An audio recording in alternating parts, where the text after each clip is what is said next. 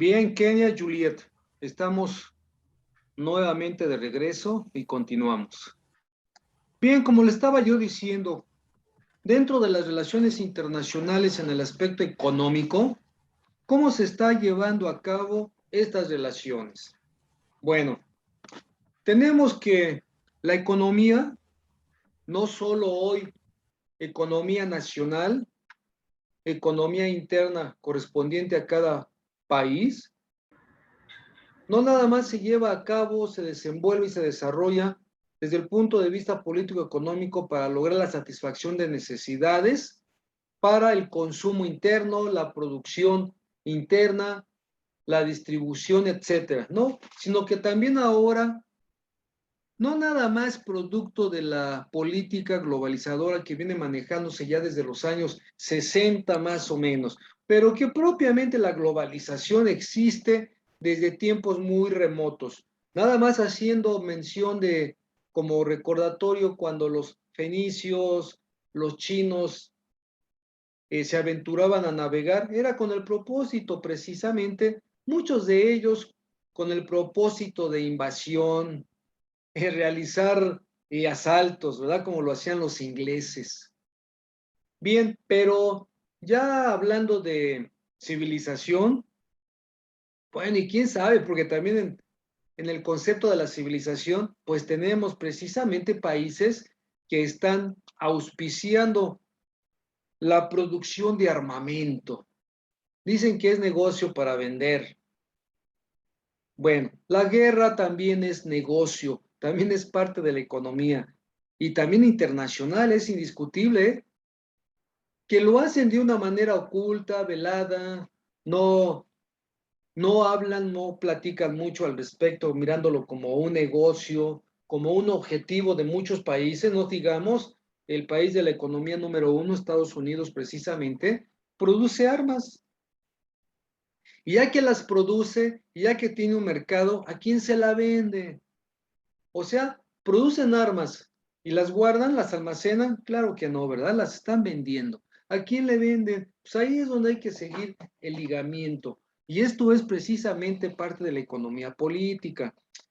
Entonces, estos son mercados, mercado bélico, mercado de granos, mercado de estupefacientes. Es ilícito, claro, pero no hay que olvidar que el mercado de estupefacientes, por otro lado, también es legal.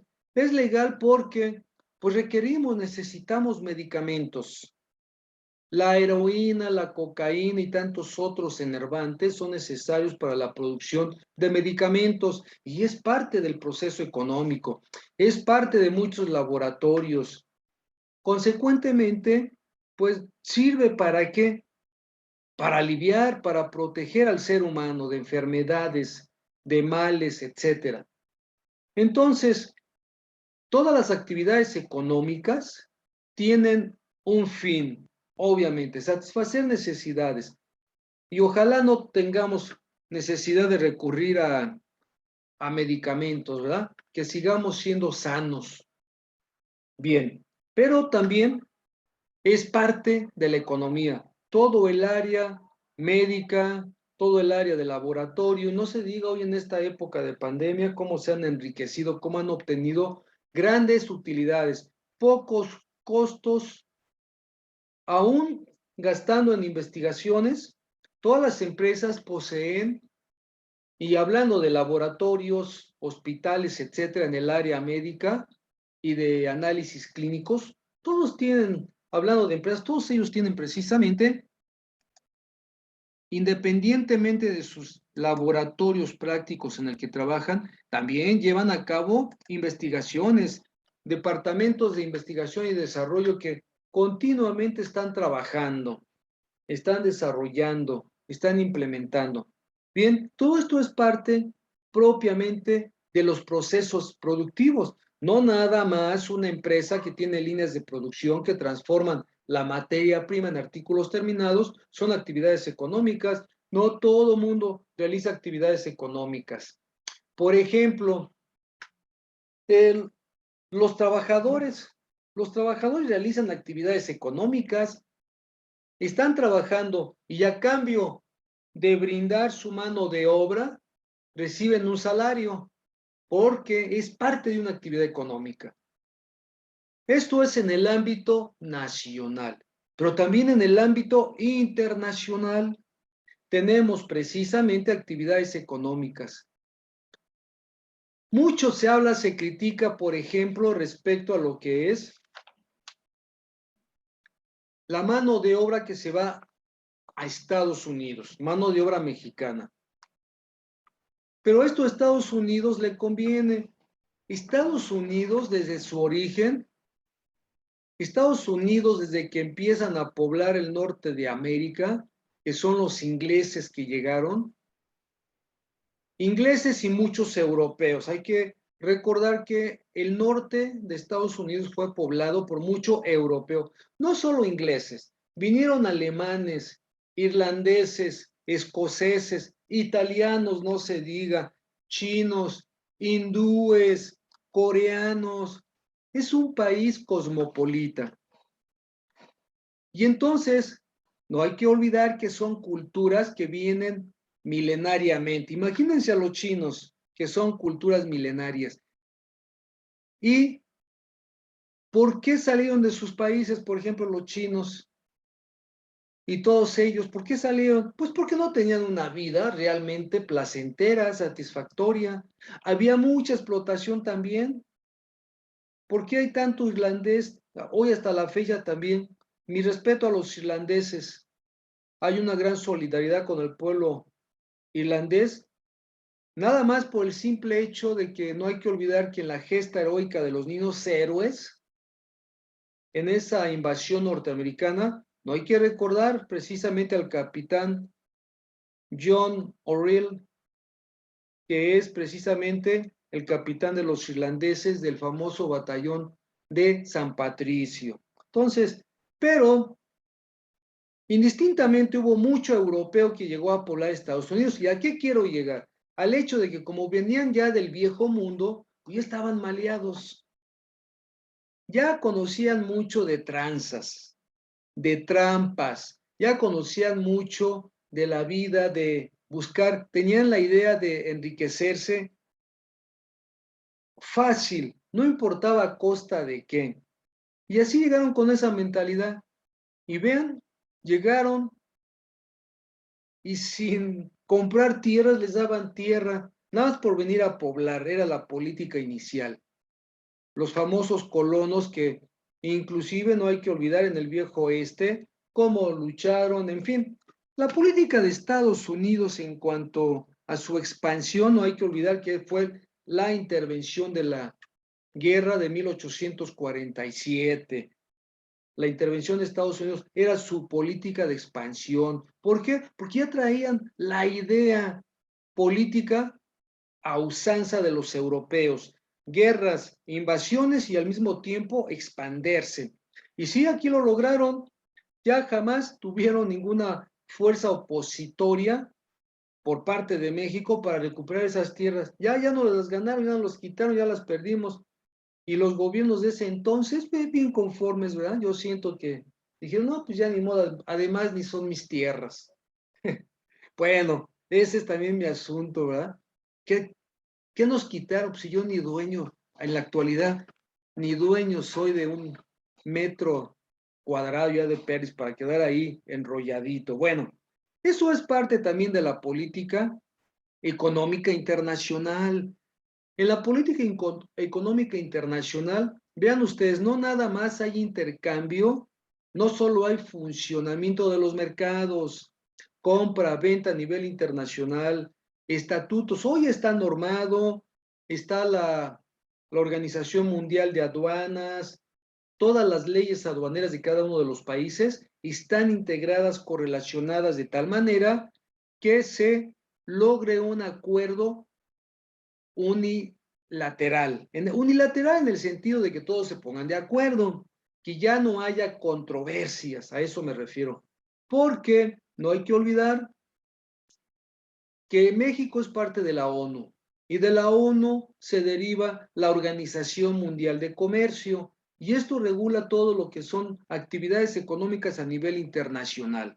Por lo tanto, Los efectos de los mercados, por una parte, efectos de los mercados quiere decir que si los mercados se les dejara funcionar, pues nuevamente se caería en injusticias, en implementación de precios, en calidades de los artículos, en explotación irracional de los recursos naturales, que es algo hoy en día que se está procurando. Hoy la política económica dice, se debe de buscar el desarrollo económico.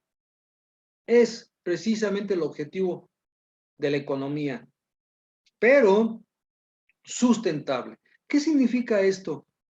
Que hay que propiciar todas las actividades económicas para satisfacer necesidades de extracción, producción y distribución de bienes y servicios, sí, pero sin atentar al medio ambiente, es decir, sin perjudicar a la ecología, que es ahora uno de los puntos muy importantes de la economía, que siempre lo ha sido. ¿Por qué?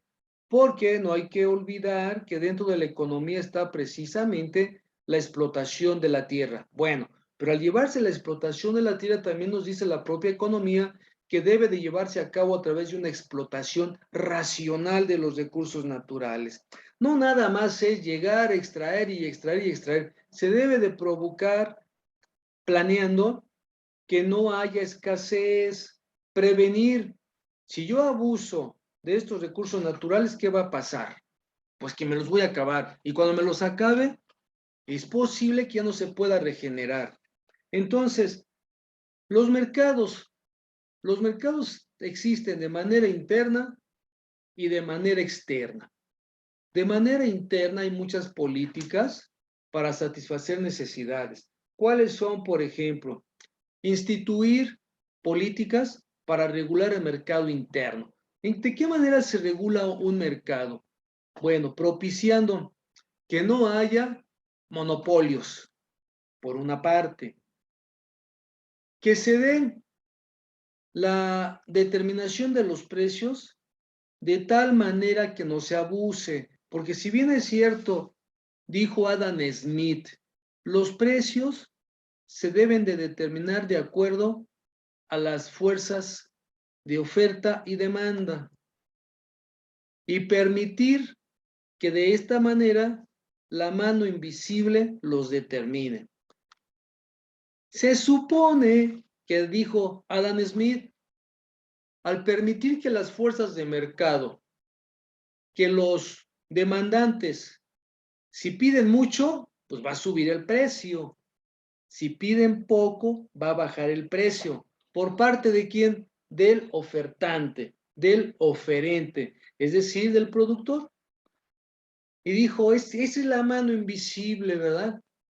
Pero si ustedes se dan cuenta, sabemos plenamente que bajo el régimen de un mercado de competencia perfecta, tenemos pocos artículos en los cuales su oferta no puede ser, en cuanto a precios, no puede ser manipulada por los productores, porque hay muchos productores. En apariencia, en ese entonces no se ponían de acuerdo, porque existía lo que se le conoce hasta la fecha la competencia, ¿verdad?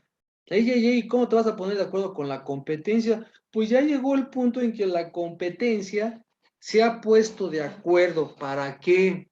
Precisamente para controlar precios. Eso es en el punto de vista mercado interno nacional.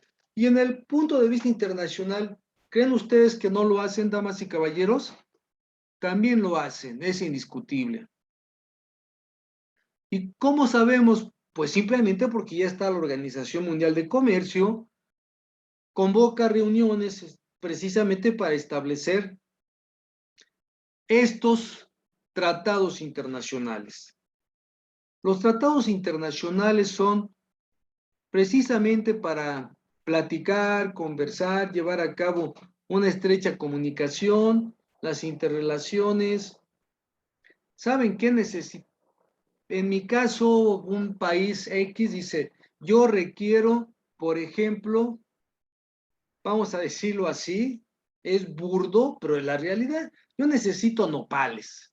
Vean ustedes, los japoneses han intentado, con el pulque también, han intentado llevarse los magueyes, pero dadas las condiciones climatológicas de terreno no se ha podido. Si no, ya los japoneses tendrían pulque. Pretendieron también envasarlo, enlatarlo, y no fue posible. En la pulque enlatado. Los japoneses no son buenos para la cerveza, pero ya tienen cerveza japonesa, la embotellan. Los japoneses no tienen petróleo, fíjense ustedes, no tienen petróleo los japoneses, pero ¿cómo han logrado eficiencia, por ejemplo, en el área automovilística? Y no tienen precisamente petróleo, lo compran. ¿Y cómo tienen productos elaborados con petróleo? Recuerden ustedes que no nada más el petróleo sirve para la gasolina y el petróleo crudo como combustible. Sirve para producir, y ustedes ya lo saben, ¿qué se produce con petróleo, damas y caballeros? Carcasas de celulares, de computadoras, muebles, zapatos, las suelas, lámparas, en fin, tantas cosas, la ropa, no se digan, se utiliza el petróleo para producir todo esto. Y no se diga el revestimiento de carreteras, vías de comunicación, etcétera. Bueno, entonces, todo esto que estamos platicando es sobre los efectos de los mercados.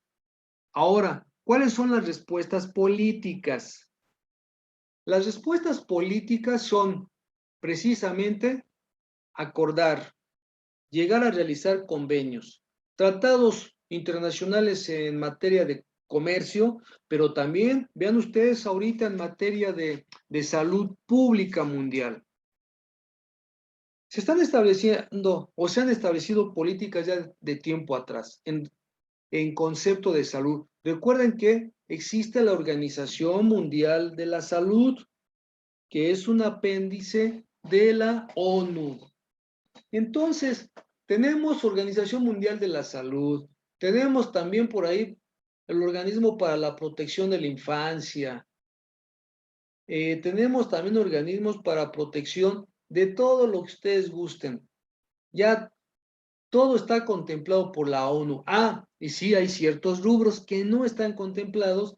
Entonces aquí intervienen, participan las famosas organizaciones no gubernamentales, las ONGs, que son representativas conformadas por civiles, civiles en el sentido de que no están las organizaciones respaldadas o sancionadas por un gobierno. Simplemente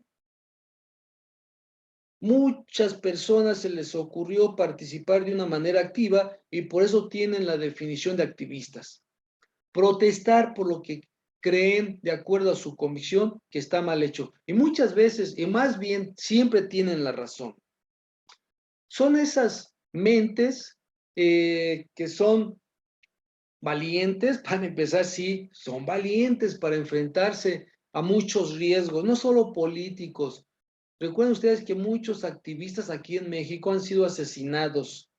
Activistas que protegen la ecología han sido asesinados por organizaciones delictivas, por intereses de terratenientes, activistas que se oponen a la explotación de los bosques, a la explotación, contaminación más bien, explotación de recursos naturales de manera irracional, sí, pero por otra parte, por contaminar arroyos, ríos, lagos y mares, los activistas participan y entonces, como están protestando en contra de quienes llevan a cabo estas fuentes de contaminación, que regularmente son los empresarios, pues también se han buscado muchas dificultades, muchos riesgos, y también han llegado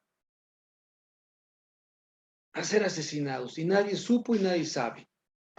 Entonces, estas organizaciones no gubernamentales presionan a la ONU, y en esta presión que hacen a la ONU, en razones o circunstancias que la ONU no se ha dado cuenta, no se ha interesado, entonces estas organizaciones participan. Una de ellas es Greenpeace, que protesta, por ejemplo, la introducción, uno de sus aspectos, uno de sus temas, porque tienen mucha intervención activista en contra de tantas situaciones o circunstancias que perjudican a la humanidad. Ahí está Greenpeace presente. Una de ellas fue la protesta que hace, y aquí lo hizo en México hace años atrás, directamente, en la proliferación del maíz transgénico, que es con alto riesgo cancerino. Y nadie lo apoyamos. Entonces, aquí estamos platicando sobre las políticas. Estas son políticas. Políticas, unas están a favor de la economía internacional, otras no están en contra, pero están procurando, están propiciando que haya un balance en la economía. En la economía porque se intercambian bienes y servicios. Y en este intercambio de bienes y servicios tiene que darse a través de un control mesurado, medido. Ya no puede darse un control en menoscabo de la contaminación de la tierra. Bien, así podríamos mencionar, por ejemplo, ¿qué tenemos como mercados? Bueno, en mercados tenemos el mercado de actividades primarias, porque se venden granos.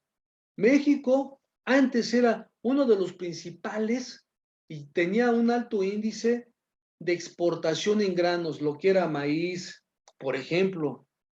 Era un gran exportador de maíz, de frutas, no se diga, legumbres, también de ganado, de carne.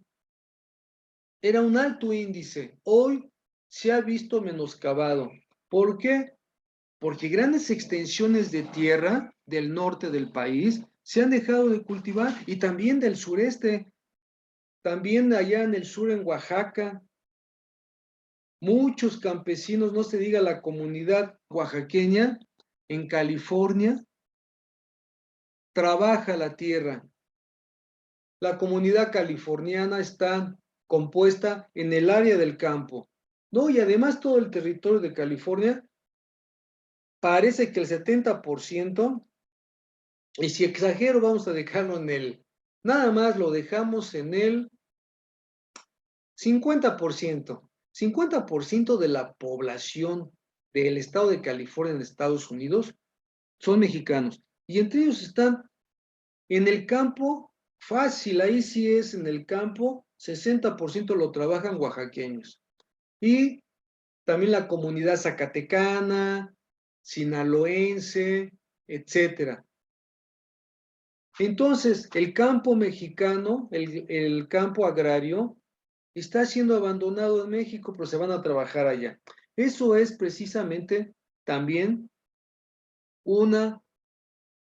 primero es un mercado laboral, pero al mismo tiempo se traduce en el mercado del trabajo de la tierra, que se debilita. El índice para trabajar la tierra está bajando, y el de Estados Unidos ha subido en pasos agigantados. El trabajo de la tierra en México ya no se explota como en los años 60 y 70, por el gran éxodo que se está dando de campesinos hacia allá. En su lugar, y cabe mencionarlo, muchos campesinos prefieren hoy estar sembrando otro tipo de plantas que están prohibidas, por ejemplo en Oaxaca y tantos otros estados, Michoacán, etcétera, porque les están pagando bien.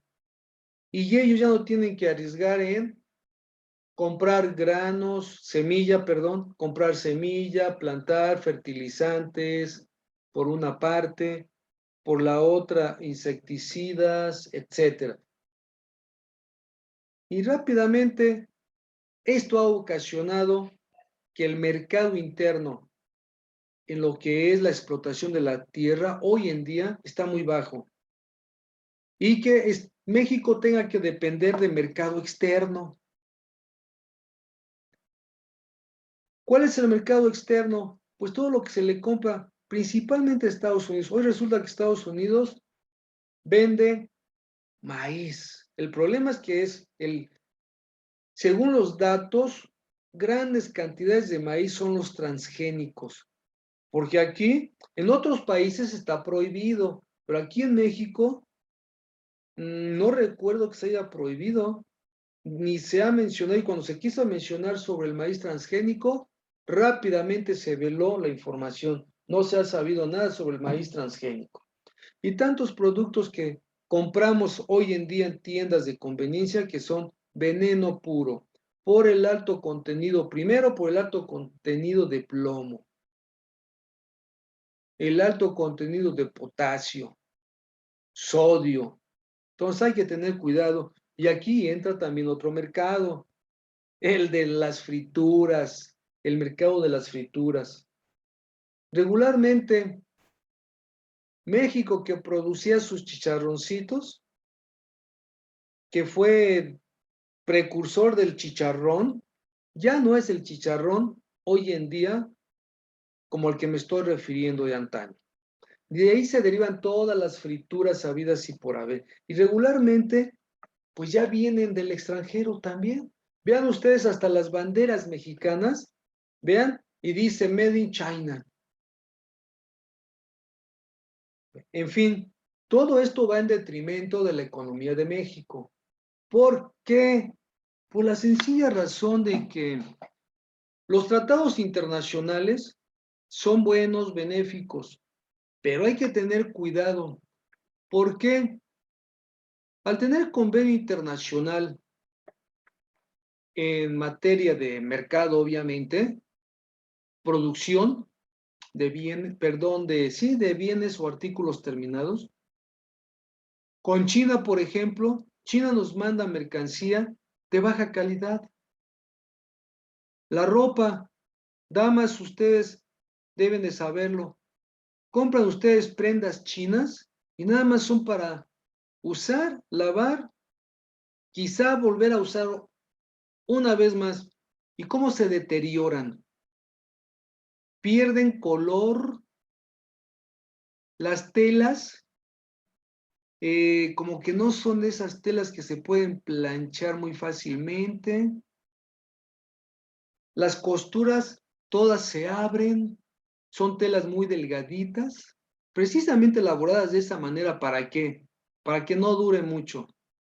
Y sabiendo, por ejemplo, los chinos que a las damas no les gusta repetir un vestido más de 3 veces, pues los hacen también a propósito. Hay una marca por ahí, pero no la quiero mencionar, si no van a decir que soy antimercados.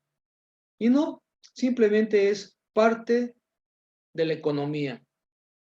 ¿Qué economía es a la que quiero llegar?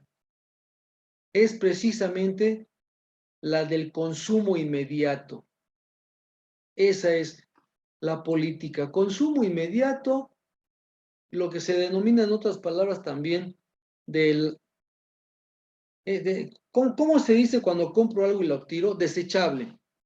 Mercancía desechable. Entonces, mercancía desechable que nos llega de China. Y en apariencia son precios bajos, sí, pero la calidad también es baja. A Estados Unidos llega mucha mercancía que es obviamente China, pero ¿por qué allá sí llega de mejor calidad?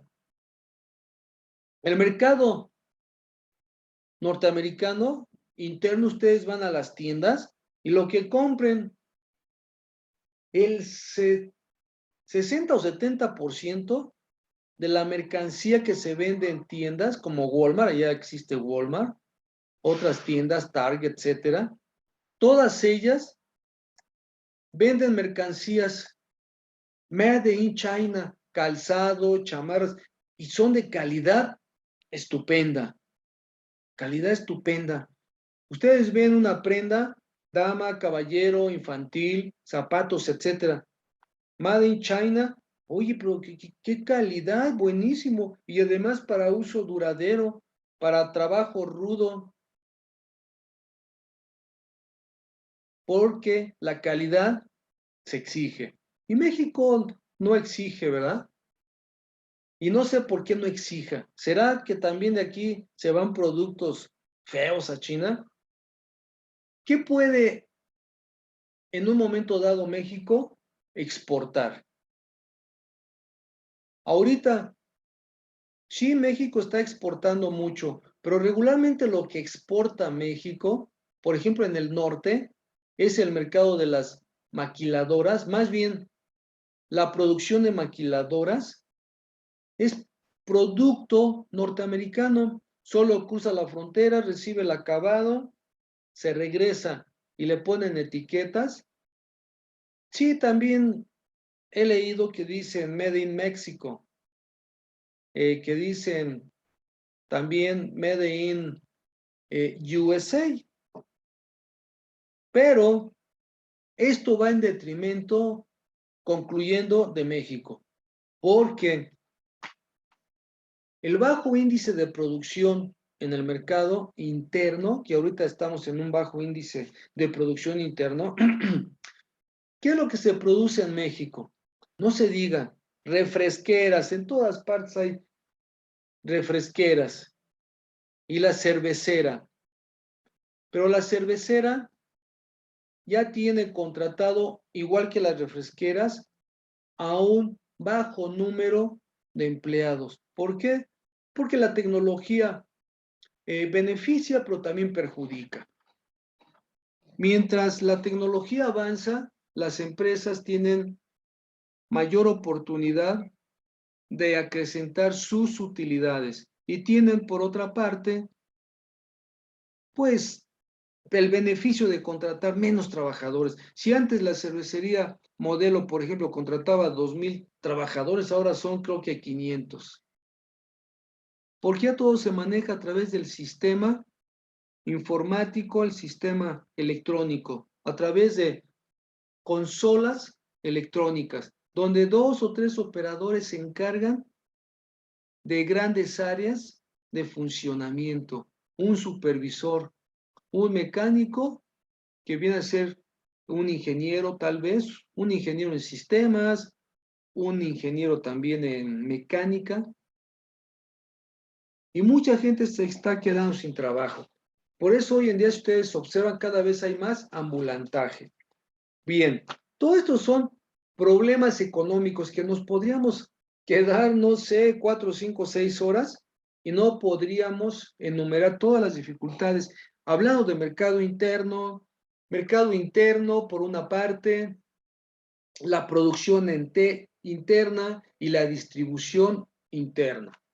Ahora, en el ámbito internacional, pues obviamente, ¿qué es lo que se está importando?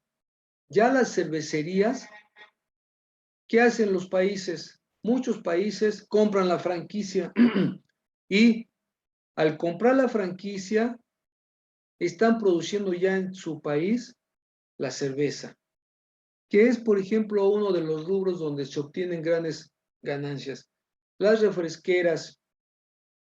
Las refresqueras regularmente ya sabemos que una de ellas pues, es de la Coca-Cola y la Coca-Cola ha comprado varias marcas y las mantiene porque nada más con vender Coca-Cola y las demás marcas que se vendan de a poquito las mantienen en el mercado, de todos modos está obteniendo ganancias. La Coca-Cola es una transnacional. Obviamente todos sabemos que es de Estados Unidos. La Bimbo, que es una empresa mexicana, es una de las empresas y pocas empresas mexicanas que están ya distribuyendo mercancías según información o fuentes de información, que hasta en Rusia. En Estados Unidos, sí, yo lo llegué a ver. En Estados Unidos hay todo el pan Bimbo, ¿eh? También de la tía Rosa, que no recuerdo de dónde es tía Rosa, igual que Marinela. Bimbo y Marinela son dos empresas independientes. Bueno, las refresqueras, la Bimbo, tía Rosa, Marinela, en fin, en Estados Unidos se venden todos los productos que aquí tenemos, pero ¿qué son? Dulcecitos.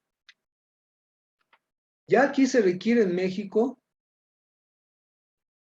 no nada más el desarrollo tecnológico, sino que aquí se aplique muchos grandes ingenieros en robótica, por ejemplo, en matemáticas, en física, en química. ¿Qué está sucediendo? Como no hay campo de acción en México, se van a dónde? A Estados Unidos. Allá sí los explotan bonito y le sacan jugo. Pues esa es también una situación que va en detrimento de la economía nacional y que no propicia que se dé una economía internacional. Esto que platicamos son los efectos de los mercados. Ahora, ¿cuáles son las respuestas políticas?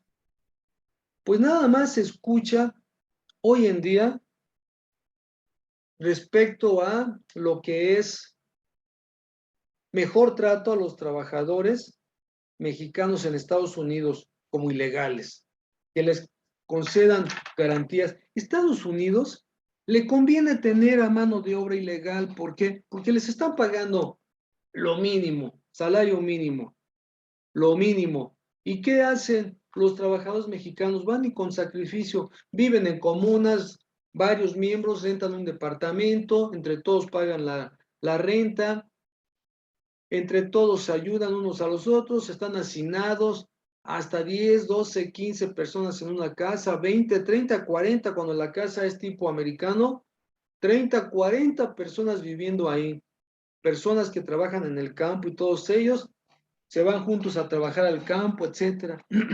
Entonces, pues procuran pagar, ahorrarse una lanita en la renta para mandar dinero a sus familias a México.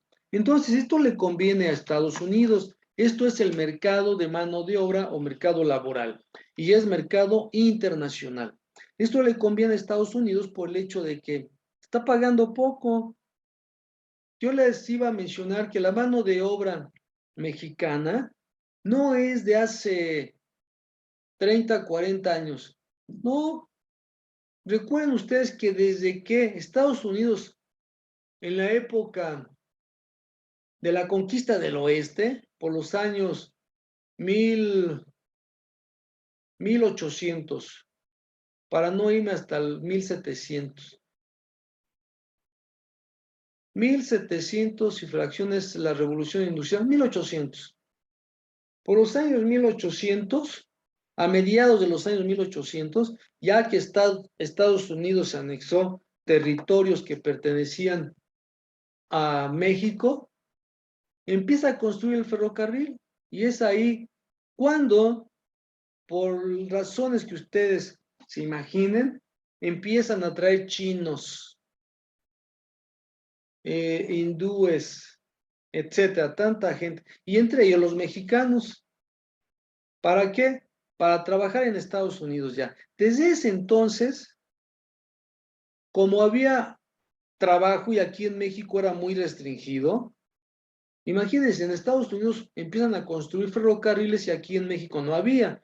Y ya que hay ferrocarriles construidos allá, es cuando esas empresas norteamericanas vienen a México. Ya en época de don Porfirio Díaz se abren los contratos, hay un auge económico durante un poquito más de 30 años en lo que dura en lo que duran el poder el presidente Porfirio Díaz, beneficia a empresas extranjeras. Y solamente los que estuvieron cerca de esas empresas trabajando, colaborando y ciertos organismos que tenían buenos ingresos, lograron interrelacionarse desde el punto de vista económico. Banqueros, aseguradoras,